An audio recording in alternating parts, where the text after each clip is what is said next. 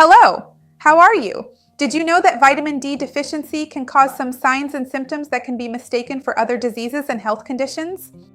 Many people don't know this. They take medication on their own, thinking it will resolve spontaneously, as if it were a virus or some other problem, and they don't see results, precisely because it's related to vitamin D deficiency. I'm going to tell you what these signs and symptoms are that can be mistaken for other diseases. And we really need to pay attention because vitamin D, even though it's related to sunlight, is a vitamin that nowadays many people are deficient in.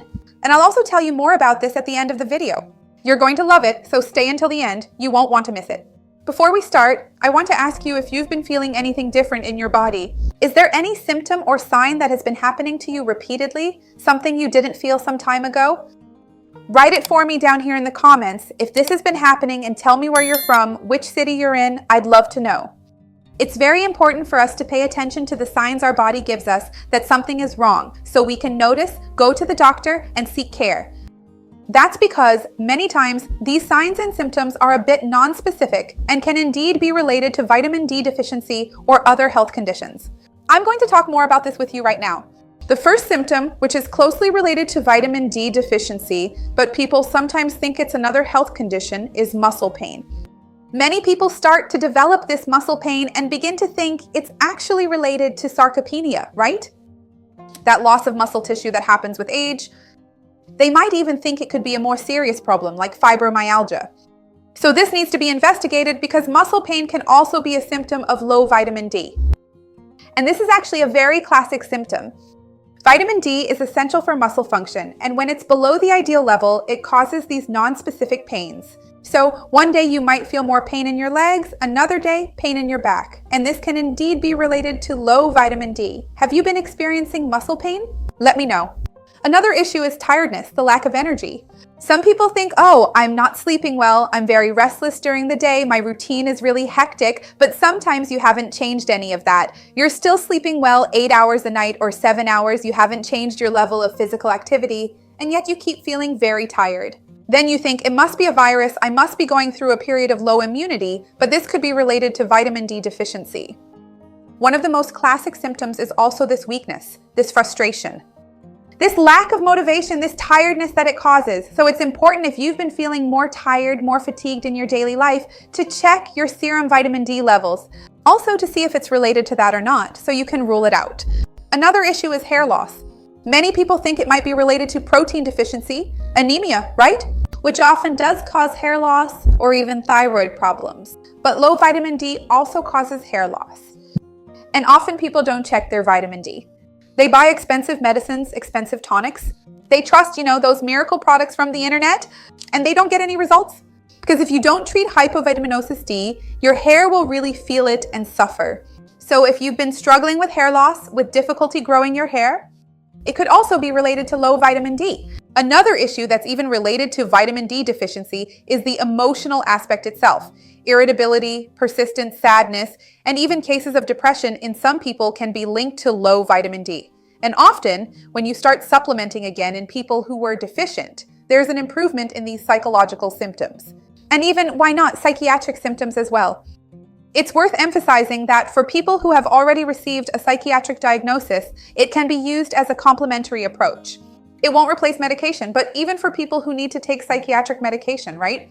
For anxiety, for depression, for some other mood disorders, it's important for vitamin D to be at an ideal level because it can facilitate treatment. So whether you're under medical supervision or not, if you're going through a period of anxiety, stress, a lot of pressure, grief, or a momentary sadness, it's also worth checking your vitamin D levels because it could be related and might worsen your condition. Another issue is low immunity. If you're someone who is always getting colds, has candidiasis, herpes, and thinks, oh, this is just related to my immune system being low, I get these things repeatedly, it's just part of who I am. That's not always the case. We can always strengthen our immune system to try to prevent these flare-ups. And vitamin D is a vitamin that should always be monitored. If you're struggling with low immunity, of course, there are other vitamins and minerals that are also related to this, right? Vitamin C, zinc, iron itself, proteins, which isn't a vitamin, but is closely related to the immune system. But vitamin D plays a very important role. And if you keep getting sick, it's worth getting it tested. Vitamin D, not just those other vitamins I mentioned to you, and not just making sure you get enough protein every day, but actually using vitamin D, because sometimes you might already be doing everything else right, but your vitamin D is low, and that can increase your likelihood of having these associated immune issues. Another issue that can happen when your vitamin D is low is slow healing, and sometimes you might think it's a circulatory problem, uncontrolled diabetes, or a skin issue that's preventing your skin from healing properly, from really getting better. It could be all of those things, yes, but it can also be related to low vitamin D. It's very much associated with the skin, with healing, with immunity, as I've already mentioned to you, and with inflammation in the body. So when vitamin D is very low, it can have these effects on your skin. That's why it's very important that if you've been having recurring skin problems, you should check your vitamin D levels and see how they are. Another issue worth mentioning is frequent dental problems. This is something that people don't usually associate. Sometimes a person has a lot of cavities, has problems in their mouth, right? With their gums, they have issues in this part of the mouth structure, and they may be more prone to fragile teeth that break easily.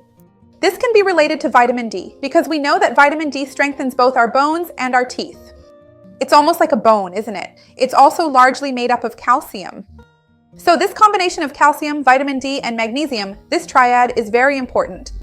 And if you have low vitamin D, it can harm the structure of your teeth, weaken them, and make them more likely to break. It can also make your teeth more porous. That allows bacteria to get in and cause a cavity. So, of course, brushing is also super important, hygiene is very important, and reducing the amount of sweets you eat daily. But if you're already doing all that and your teeth are still very fragile, it's worth checking your vitamin D levels as well. Another thing that can happen with low vitamin D are those cognitive problems, right?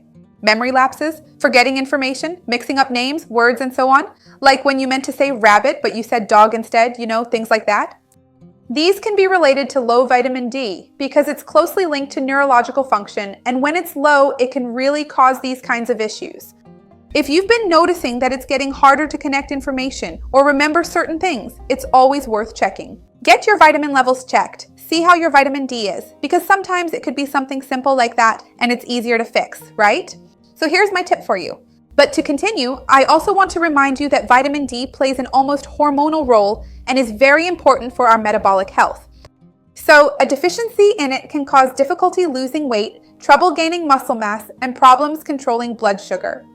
Of course, this doesn't mean that just by supplementing with vitamin D, you'll cure diabetes. It's not like that at all. But as a complement, along with a healthy lifestyle, good nutrition, seeing your doctor, and taking the medications you need, it can help you manage diabetes better. By the way, if you want help managing diabetes, remember that I've put together some really great material here, many recipes, lots of tips, and scientific information to help you with this. I'll leave the link for it down below in the description. And also for other playlists I've prepared to help you control inflammation, support healthy weight loss, and much more. Take a look. It's really important to mention that even though vitamin D is associated with sunlight, we know that its conversion from the inactive to the active form happens through ultraviolet radiation. So a lot of people think, oh, there's no problem, I don't need to supplement, I don't even need to get tested because the sun is there for everyone. All I have to do is get a little sun every day and I won't have any issues with vitamin D. But that's not really how things work, especially because the vast majority of people don't work outdoors exposed to the sun. And those who do work exposed to the sun actually cover up, protect themselves, right? Either with long clothing, hats, or with plenty of sunscreen. We also know that excessive ultraviolet radiation can increase the risk of skin cancer, other skin problems, premature aging, and so on. So the tendency is that people don't expose themselves to the sun as much, to that kind of radiation in their daily lives, right? So it's very important that you remember to check your vitamin D levels. And remember that there are foods that are naturally sources of vitamin D as well. It's more difficult, but egg yolk contains vitamin D, as do fatty deep sea fish. Fish oil is also usually a good source of vitamin D. Of course, in some cases, you might need to take supplements. After all, you'll want to make sure you're getting that ideal daily amount for a certain period of time to restore your stores, since it's a fat-soluble vitamin. I just want to give you a warning here. Don't start supplementing on your own without first getting your levels checked. See how your vitamin D levels are, and do this with the guidance of a healthcare professional because it is a fat-soluble vitamin. It gets stored in the body, and if you consume a large amount for a long time, it can cause toxicity. That's another important point for us to mention as well. Let me know down below if you've noticed any of these symptoms, if you've ever had low vitamin D and experienced a symptom I didn't mention here, or thought it was another health issue, right? It can happen. I'd love to see your comment. Remember to like the video because that also helps me out, and share it with anyone who would enjoy it or needs it. Let's work together to spread this chain of good because that's what I want here on the channel. See you next time. Bye.